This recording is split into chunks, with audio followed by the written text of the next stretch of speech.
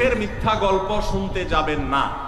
অর্থাৎ আপনার কাছে কেউ যদি বলে, দোস্ত বলিস না, তোর ভাবি, তার রান্না, তার আচরণ, এই যে গল্পগুলো দিবে না, এগুলো শুনবেন না। সাথে সাথে বলবেন যে বেটা হয় চাপাবাজি করতেছে, আর না হলে শয়তান এগুলো আমাকে শোনাচ্ছে, আমাকে অশান্তি সৃষ্টি করবার জন্য।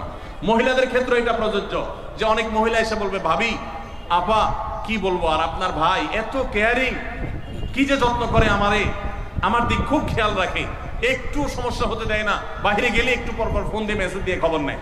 বুঝবেন যে সাক্ষাৎ শয়তান হাজির হয়ে গেছে।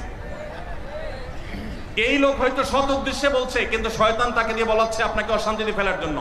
মনে রাখবেন, যারা নিজেদের তারিফ করে তারা হয়তো পজিটিভ মানুষ দেখে তারিফ করে, তাদের সংসারে এমন এমন অশান্তি হয় যেগুলো হয়তো আপনাদের হয় না, শুধুমাত্র শয়তান ওইগুলো আপনার সামনে হাজির করছে। খবরদার, ওইগুলো দেখে খুব সহজেই একে অন্যের প্রতি জাজমেন্ট